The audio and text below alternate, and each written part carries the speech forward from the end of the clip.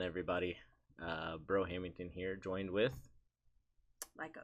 Lykoss, and we want to talk to you a little bit about our DLC Chicago experience, which was rather fun, right? You had fun? Yep, it was good. It was good. A little bit about it. The early check-in process, I guess. I didn't really think it was as bad as what I thought it was going to be. About you? No, definitely different from what people in Atlanta had stated. It was actually very quick, probably 5 minutes at max. I think it took us longer to find the place we were supposed to go to. Yeah, I don't think that the venue really did a great job of having information out to where newcomers coming into the building knew exactly where to go. I mean, there was a video, so we just didn't look at it. Sure. But there was our bad. That was that. That one's on us. But we did find a person in the lobby that knew a general vicinity direction where to point us to. So that wasn't too bad. So, but getting through the line and everything, like Lyko said, 5 to 10 minutes max, quick and painless. Getting down into like where the actual check-in was with the vendors, though, it was that part was a little disappointing because I expected a little bit more on the vendor side, if that makes sense. Does that make sense? Yeah, but that's only because you've been to like DreamHack and SCG Con, so your expectations were different. Yeah, but I will say for the 3 vendors that they did have, though, they had a fairly decent amount of product and whatnot. So anything from if you needed new sleeves for the tournament, inner sleeves if you double sleeve your cards. We like to play with a lot of foils, so we like to keep our stuff like double sleeved and everything, extra card protection, whatnot. I like to play with foils, and by proxy her decks are also foiled for the most part. But yeah, so the early check-in process there wasn't that bad. And then the night before the challenge, I didn't play in the main event, so there wasn't really a lot like on the night before the challenge wise that I had to worry about. But you played in the main event. Yeah, I mean, the biggest thing was just making sure I had everything checked in. I definitely considered changing a lot of things in my deck, and then I was like, I'm just gonna take a picture of it, submit it, so that I don't change anything last minute. I think we all have those moments of, oh no, this is gonna happen and this is gonna happen, and you kind of just have to go with what you already know what you're playing. So, I mean, once I submitted the deck, I felt a lot better overall, and I was able to just hang out and kind of just make sure I was prepared for the next day. I mean, yeah, just chill. That definitely makes sense. That's where I think a lot of like fairly competitive players struggle at is just submitting the deck as you're comfortable with the deck, right? Because like I know for me, like again, I didn't play in the main event or anything, but I have played in the set championships where the night before or whatever I have made really bad decisions to change up a select few cards, and it kind of like turned around to not be very good. That's also because you like to be really memey about I things. see, like but that's like, yeah, that's one of the other bigger things too. So then moving from then to the day of, wake up. We woke up, we had breakfast or whatever, and then we headed to the venue. I mean, we were within walking distance, so we walked there or whatever. Yeah, we were not at the hotel that the majority of people booked into. So that is a difference. So we did have a good 15-minute walk to get the blood pumping. It was only like a mile away. Yeah, it wasn't very far. So I mean, like, it was very, very close to the venue. But we opted out from being in the hotel. To kind of, it's our first time playing this, so we wanted to make sure that we kind of concentrated more and focused more on our surroundings of staying focused and stuff like that. Yeah, I think the 15-minute walk in the morning also helps with like getting your mindset right for what's to come too, right? Did you feel like that? I guess, I don't know. Like, it's like kind of like, because we had a nice little, like, a quarter mile of a nature trail walk to get there too. Like, I don't know, it felt like some Red Riding Hood nonsense, you know. I don't really know what that means, but walking through the woods. Fine. We're just walking through the woods, you know. I was just walking. Yeah, I mean, it was nice though. I think the morning walk before like all the events and everything was kind of nice. I didn't have my monster, so that was not nice. Yep. So yeah, you did not have a monster. I feel like that was probably the reason I didn't get into top 64. I think that. Yeah. Make sure you pack monsters. Energy drinks if they. Especially when they're at the hotels, because they're only allowed to carry a select few of them. So what about like one of the big changes from Atlanta to Chicago was like the giving tickets out too. Yeah. So when the challenge was first, so you had the players meeting. Mm-hmm. At the players meeting, they announced that there were certain tiers of points to tickets, which was different from Atlanta. So we didn't go to Atlanta, so obviously we heard the stories and we've seen the videos of what all that looks like. But for us in Chicago, luckily they did revamp that. So at the players meeting, I think it was like 6 tickets for, less than 15 points, and then 16 to basically 29 you got 14 tickets, and then if you got 30 or more points, then you got 20 tickets. So for me, that personally, that was an incentive, even though I knew towards rounds 7, 8, 9 that I wasn't going to make it into top 64, that I could get 30 points to make to get 20 tickets to at least get that Rapunzel or Cinderella non-foil promo. So it was incentive enough for me to stay in the game. Also, something that I don't think was announced as well, but after 4:30 there were no more side events, except for those that were already running. So I mean, like, at a certain point, staying in the challenge was better than not staying in the challenge if you had an opportunity to make it to that range, because you weren't going to get more tickets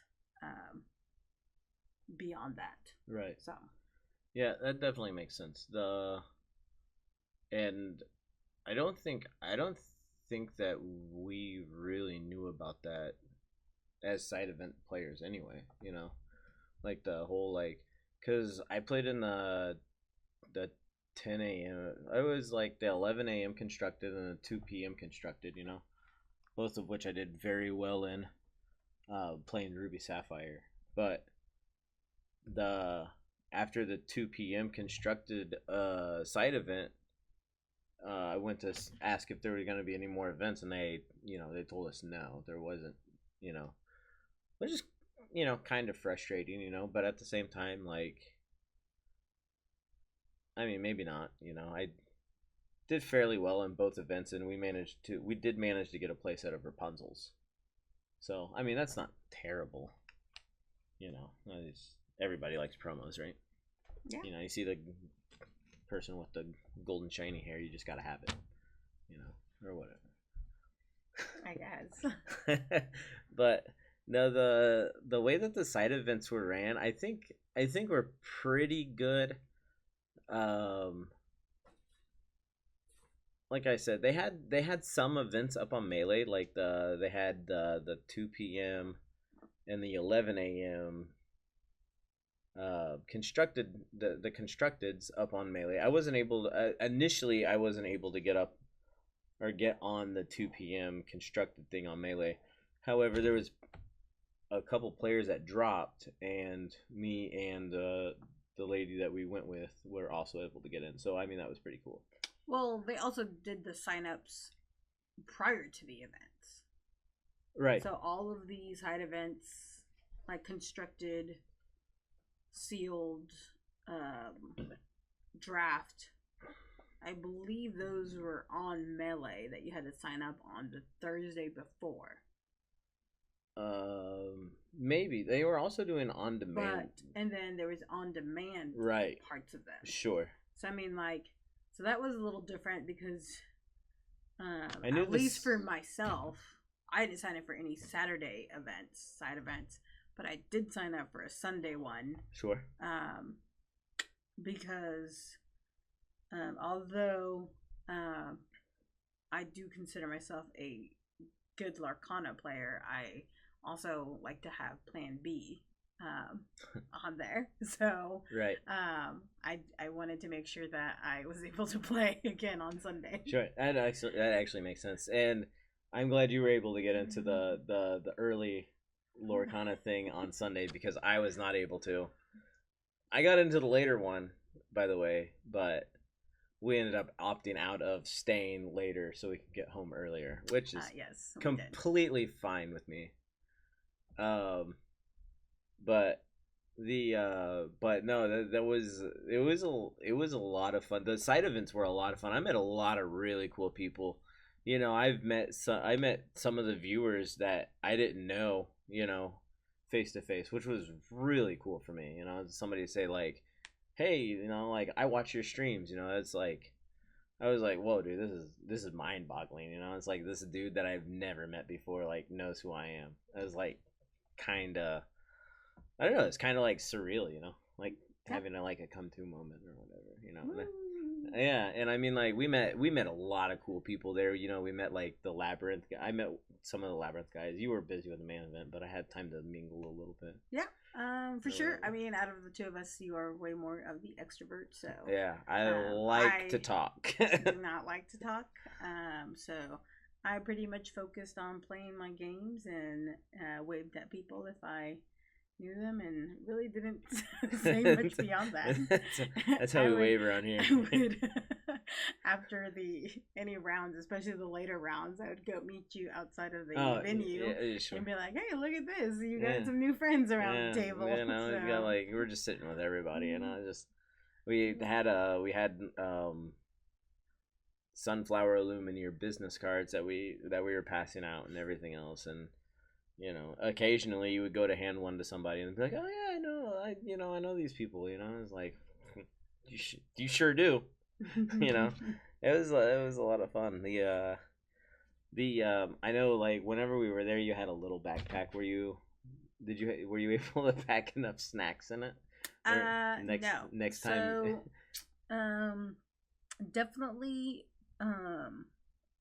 have to plan that out a little better. So I had a little, like, almost not a fanny pack, but a mini bag that I fit my deck box into with my dice and extra sleeves in case any of them broke. But I was not able to fit any other snacks in there. And because we were in separate parts of the venue, yeah, she was. You had all my snacks that I did have, so that was unfortunate because I could not get to them. Mostly because either in between rounds I was, having to go to the bathroom or, having to go, mingle with a couple people every once in a while. So, by the time I would think about going and getting that, it would be too late. And two, the hotel also did not have monsters that I was aware of. So that was unfortunate. That was the big one. That was the biggest one. She was angry all weekend. Guys, she was angry. I was angry. I was just not in my usual routine, and I will prepare for next time to have just like a 24-pack of them with me. Yeah, good 20, like a little pack. Eight in a day, 2 at a time, just like double fisting. Yeah, absolutely. But yes, but that like for sure, definitely making sure that I have them with me. Had you been in the challenge with me, it would have been a lot more easy access because you would have been around in the same general area.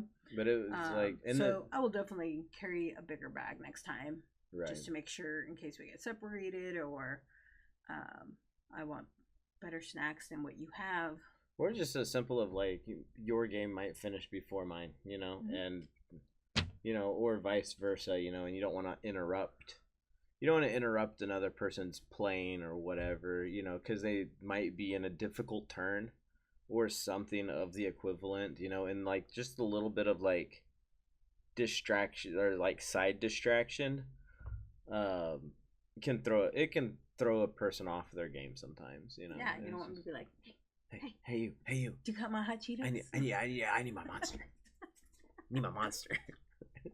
Yeah, but it's very true. It also did, like you said, like we were in separate parts of the venue, so you were upstairs, I was downstairs, so I mean like that's a whole walk down a hallway, take a trip down an escalator, come find me in this massive pool of people that were doing whatever, and then find your way back up too. I mean it's a lot, so it's just like sometimes you just have to settle for a cup of water at that point. Yeah. I mean, I definitely found a drink, but and I had water and stuff.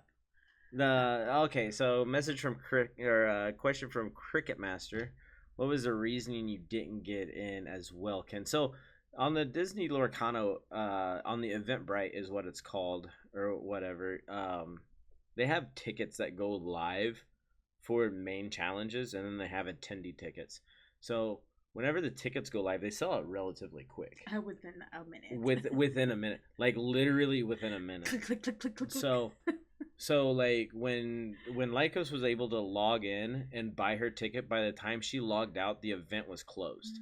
So I mean, like that's how quickly they sell out. So if you don't have a main event ticket,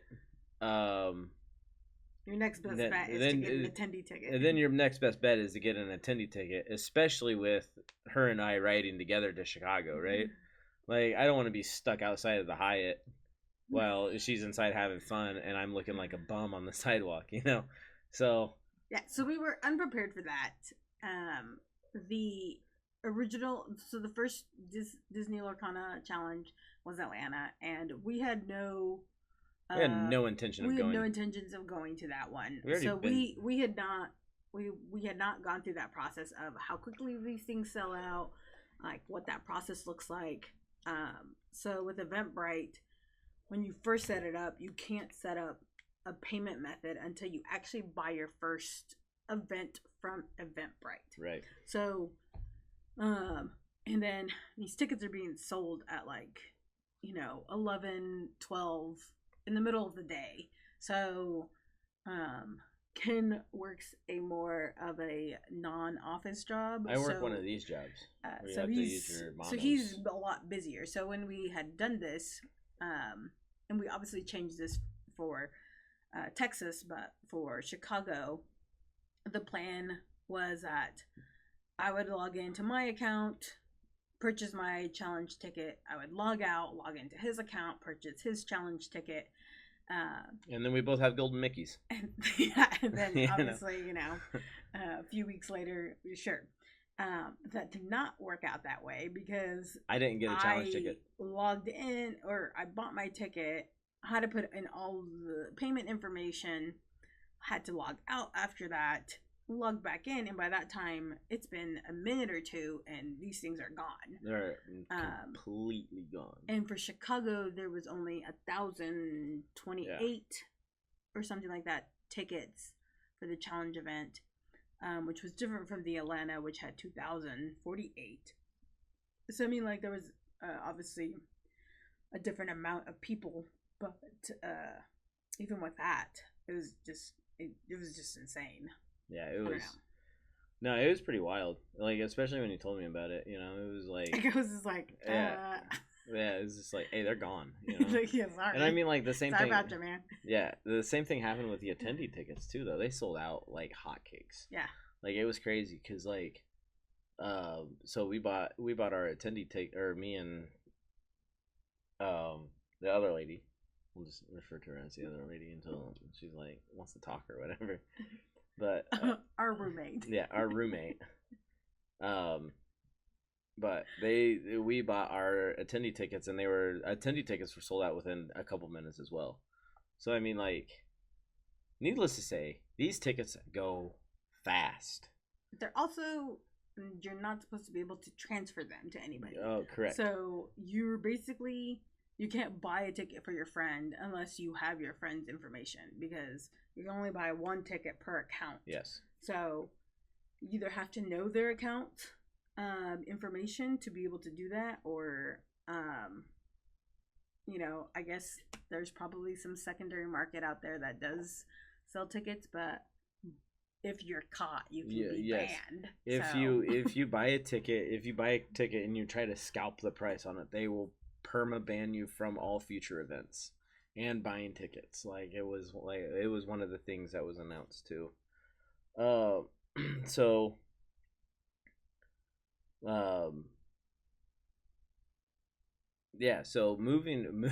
moving forward, we, like, whenever it came to like the Disney, or whenever it came to DLC Dallas, I took initiative to make sure I had a bathroom break at the time of the ticket launch, so I was able to make sure that I got my ticket for Dallas. Yes. So we are. Yes. So to answer your question in short, we are both in the main event for Dallas, for that. So yeah. So that's actually something I'm really excited for, is to actually compete in the main event with you, which is going to be a lot of fun, and you won't have to worry about like where your snacks are. I still will, because you'll be probably in a totally different part of the place. At least Plus I'm there'll not. be 2,000 people. Sure. It's insane. Sure. But at least I'm not down the hall, down the elevator, to the left, take a right, Give out. And then still looking like this around, It's true. So I mean, like, that's another thing. So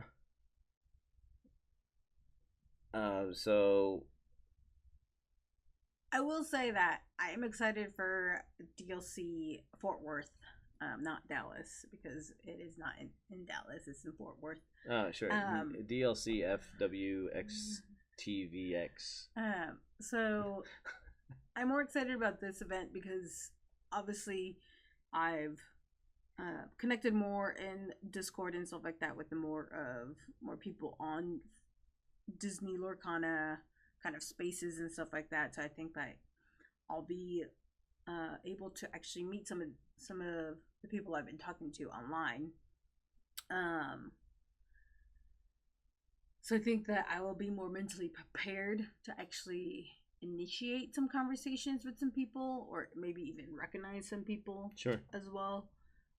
So that will be a little different. And I'll also be prepared for that as well. Like I said, I'm an introvert, so initiating conversation is not something I do. Especially not in a super competitive focused event. Right. Like, my first thought is not like I should go say hi to these people. And my first thought is, Oh, look, it's man, Bob. I need to shuffle my deck because that was terrible. That is awful. Yeah. So Pile like, shuffling. And just... obviously, I will still be focused on the main event, but I will also give it my a little bit more of my extrovert to maybe say hi to some people and be like one person. Hey, you know, do a goal of like 2 people that I'll be like, hi, I'm Lykoss. Yeah. Remember me? Just like the awkward wave. I come in peace. Hello. That's really funny. After the main event, let's say, and I will definitely have snacks and monsters. Right. I will be like that little backpack hermit person with all of the snacks and monsters. You don't have to worry. You don't have to worry about that one. Huh? Yeah. Could you still do the side events if you let's say eliminate quickly?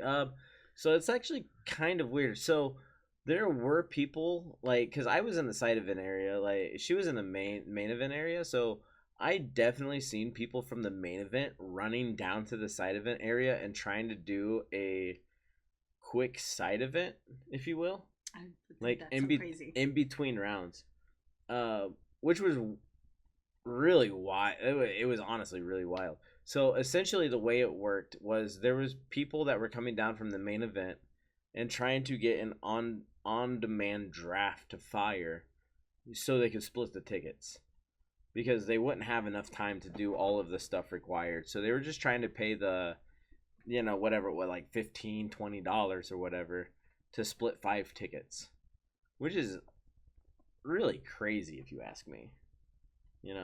But I have no idea. I would not have been able to do that. Yeah, if you're able to finish your games, or somebody's able to finish your games for you in that amount of time, if that's what you want to do, by all means, that's your prerogative or whatever. Yeah. Well, and you also have to remember, so the incentive is to do the main event and stay in the main event.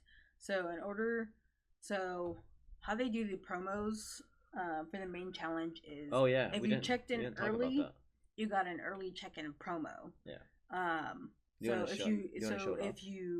So the tournament was Saturday, Sunday, but you could check in on Friday up until 8 p.m. So if you checked in by 8 p.m. on Friday, then you were able to get a promo for that. And then on Saturday, if you completed round 3, or I guess if you were there at the start of round 3, then you got the next promo, which we quickly sold after we got it. So once you got that one, then after that round we actually had a break for lunch.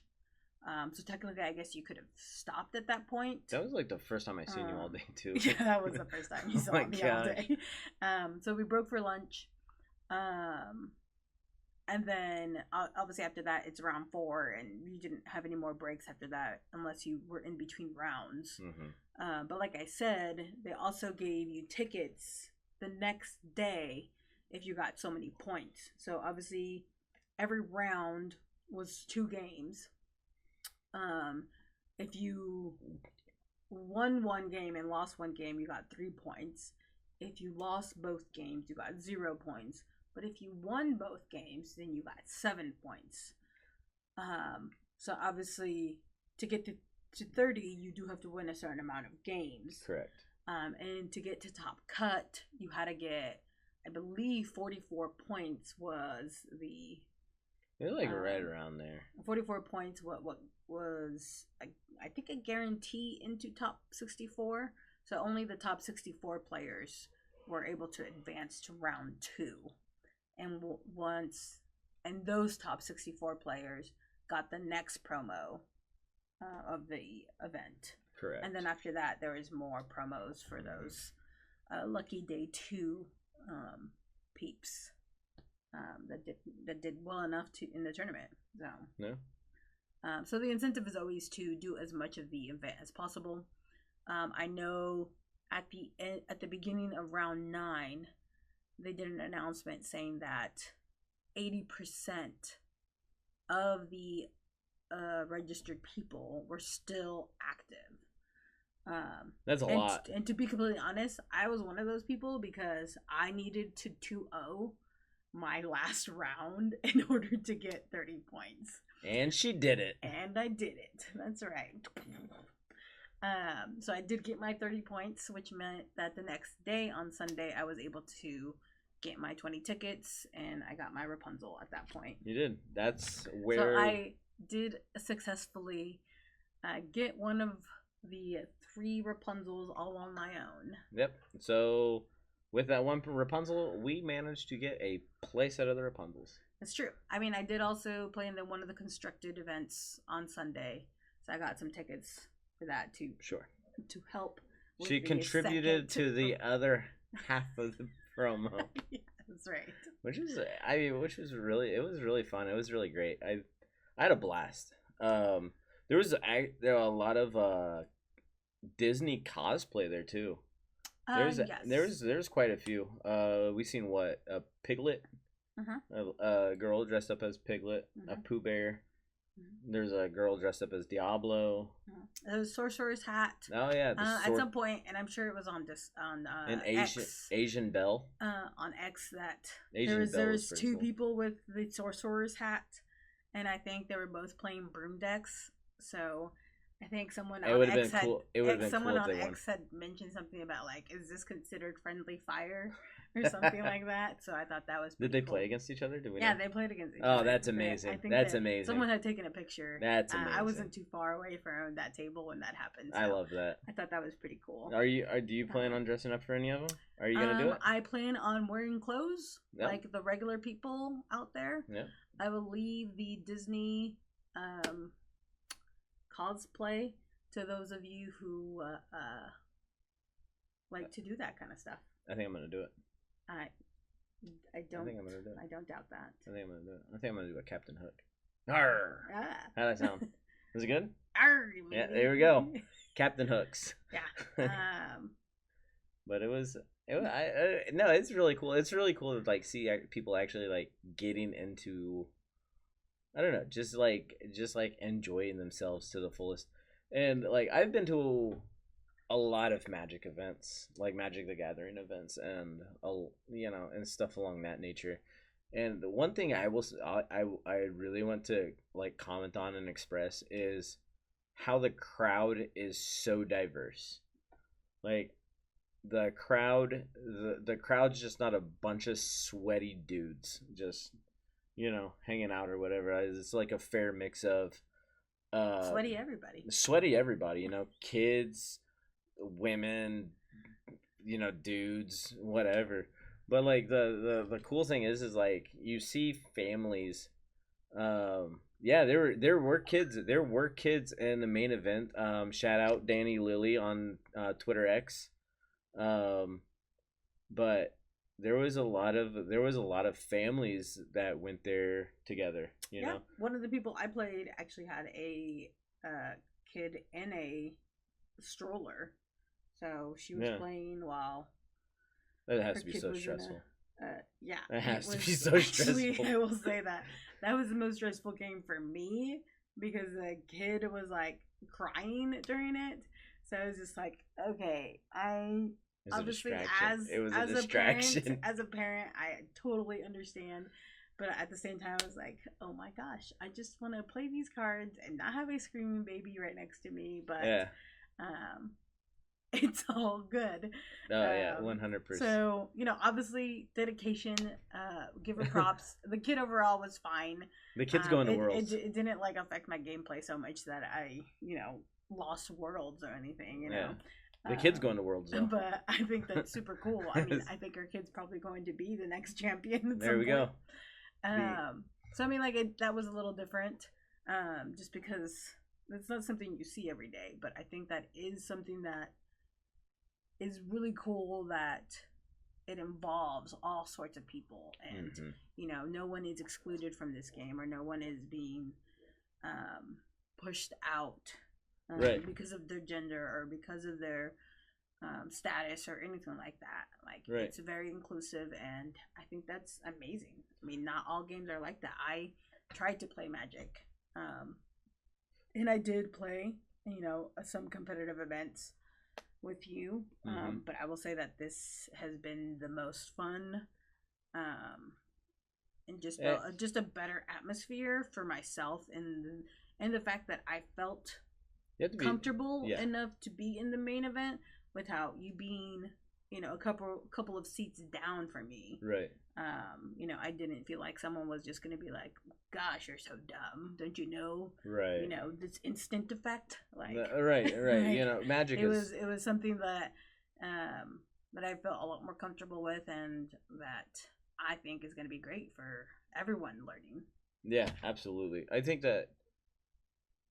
I can only imagine how much more comfortable you felt in the setting. Just having the. Having people that around you that are more like you. Yes. Like obviously just having more females around me is fantastic. Right. I mean, obviously it's not a 50-50%, but it is a good, it's a good 20 to 30% of girls, kids versus 70, 80% guys. Right. Obviously there's still a much higher guy to girl ratio, but not so much that there's only one in every 100. Oh yeah. So I mean, I thought that was a lot better. Yeah, the magic events. It seemed like it was mostly dudes most of the time. Yeah, I'm pretty sure that I was like the only girl within a most of the RCQ. Yeah, most of the competitive events we went to, you were typically the female in the room. Yeah. Like token female. Like, hello, like I got cards. But it was a lot of fun on there. So we plan on going to Dallas. We have everything booked for Dallas, and we're both in the main event in Dallas. They're neighbors. Let's get a grip on that. Like tomato. I don't know. It's like Dallas is the only notable place in Texas, right? I mean, there's Austin, Houston. Nobody cares about them. Nobody cares about them. Oh my gosh. So we've been. So now that Pixelborn's gone, we have been doing a lot more streaming with paper. We've been modifying our stream.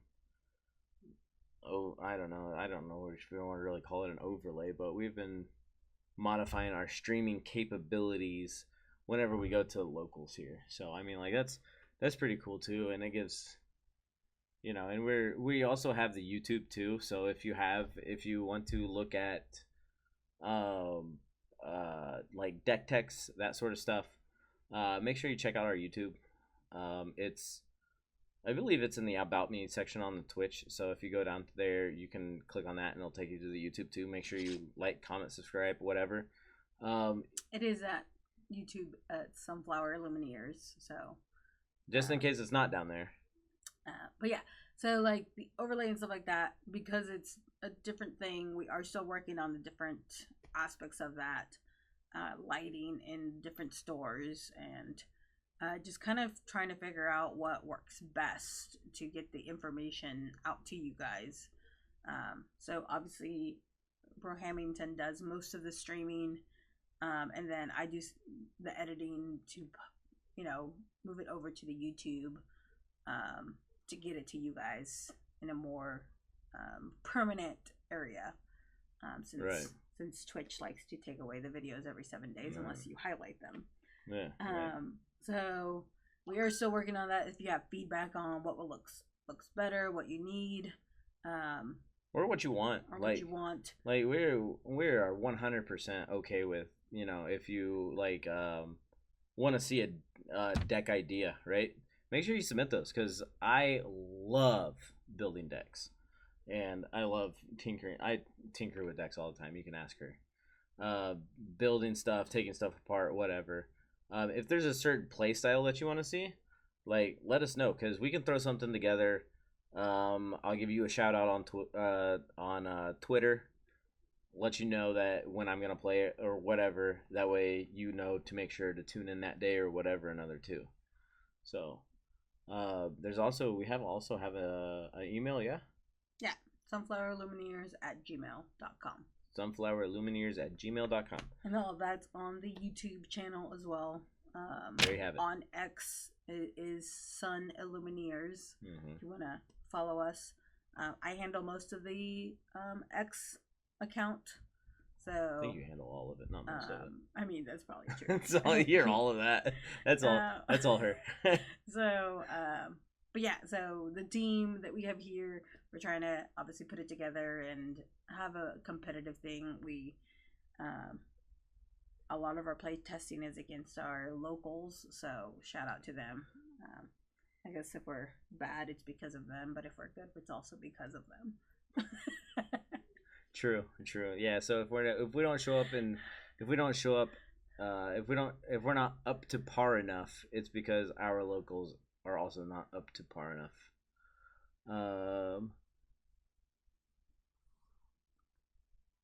Going on what the plays were.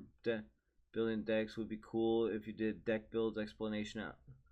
Okay, so yeah, about that. So we actually talked about this earlier. So there's a way that we're gonna do that moving forward, where I'm gonna try to do deck techs, right? What deck I'm playing, the day of.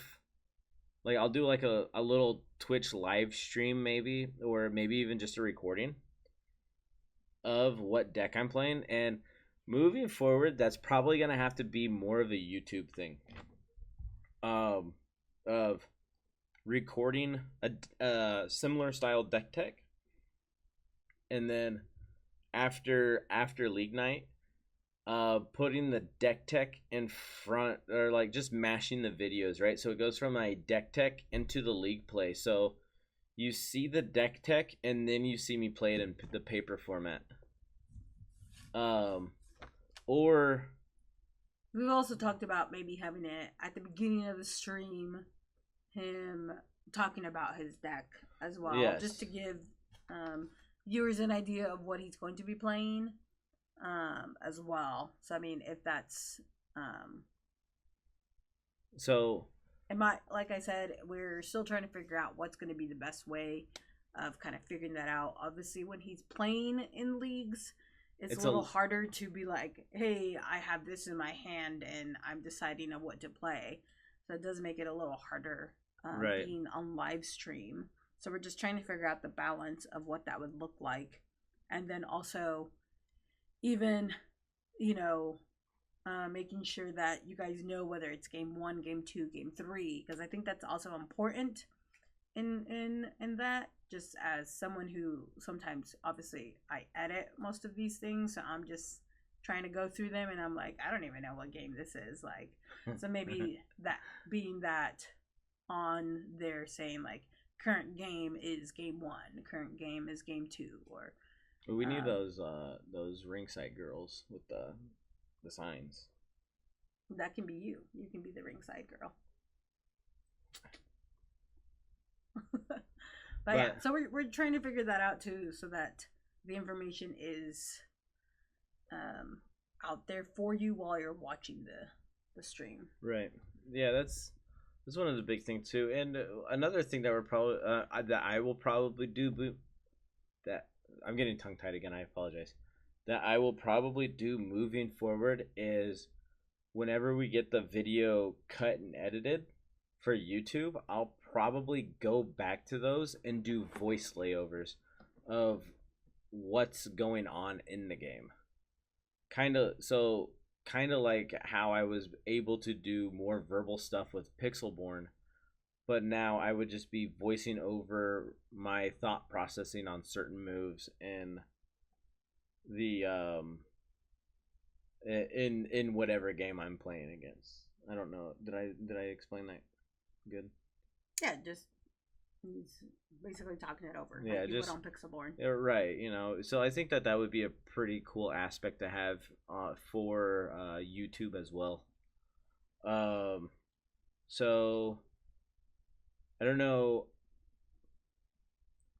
So essentially, just making it to where, I don't know, because there's people out there that might want to play decks that I play that are still trying to learn them or whatever. So you can so they can go. It just like whenever you're trying to learn something new, you go to YouTube and you watch a VOD on it or whatever. So it'll be available to people that are wanting to pick the deck up and learn whatever deck it is or whatever, so they can see kind of similar play patterns, whatever, hear thought processing on it, and just are able to pick up stuff from stuff up like that or whatever. So yeah, so that's something big that's in the works, and it's still in the process, and we'll probably be in the process for a little bit. But yep. So I mean, the other things is obviously July has the set championships, so we'll definitely stream those, as many of those as we can, live.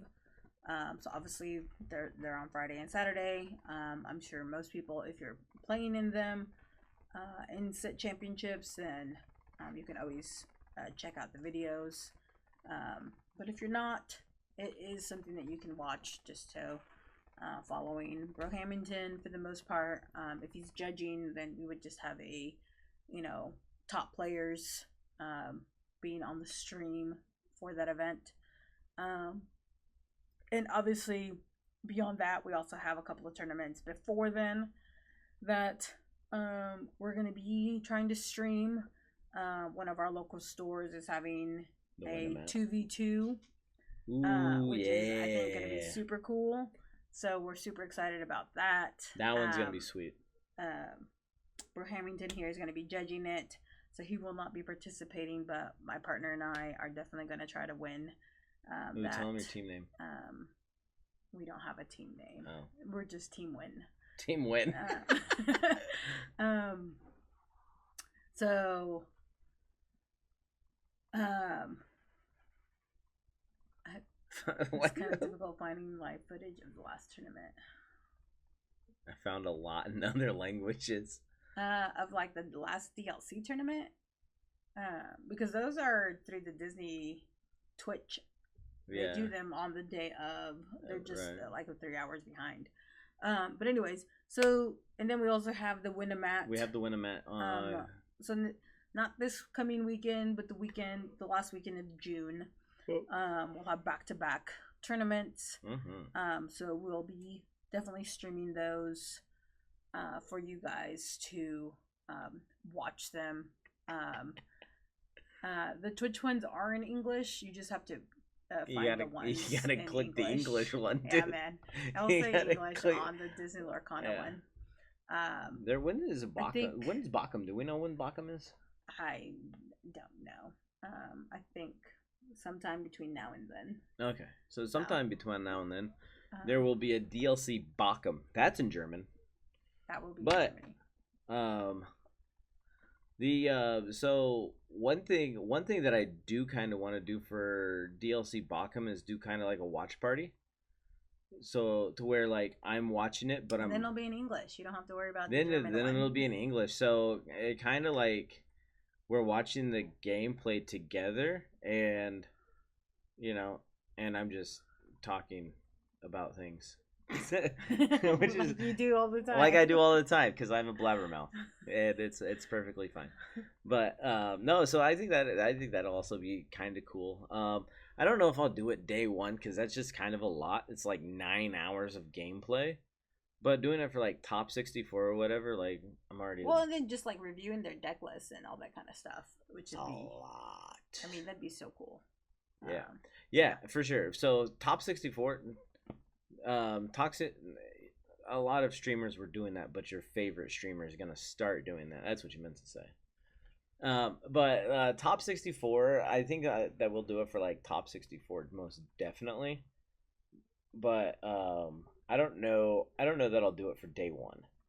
I might just like watch somebody else do it for day one, or just watch the DLC for day one or whatever. But top 64 will probably do it. I just kind of want to have a go at it, if you will. Yeah. But so yeah, that's it for us for today. I mean, I probably won't be on stream very much. You might see my hands. I'm always the girl wearing the watch. Yeah. So that's Usually I wear a ring, and that's how you can dictate that it's me. But I was not wearing that for like. I took it off to like peel some onions or something. I don't know. Took off your lucky ring. I did, and I've been winning ever since. So maybe it wasn't lucky.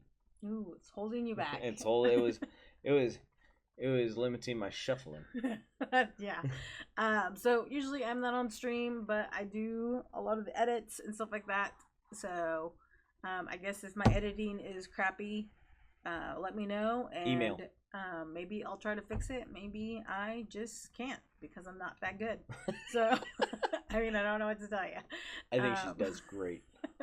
But yeah, we hope big things. We obviously want the community to grow, and we want to just have people learn how to play this and do the best we can so that everyone can become better players. Also, real quick, we do have how-to videos on the YouTube too.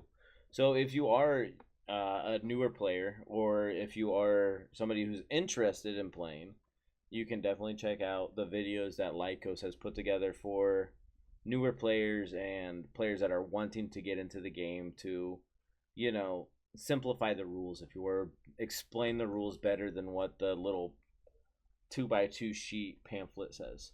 Yeah, so right now there's one video. I do have... but you'll be able to play. You'll be a master. You'll be ready for Worlds after that video. I do have them all in my queue for editing. So there you go. I have done them. I just haven't uploaded them. But maybe this will give me the motivation to finish that. There it is. Put her on the spot, you see? But no, she's been doing a lot of work, and she's been working really hard behind the scenes, and it's really great to have somebody like that on the team. So, but yeah, so check it out.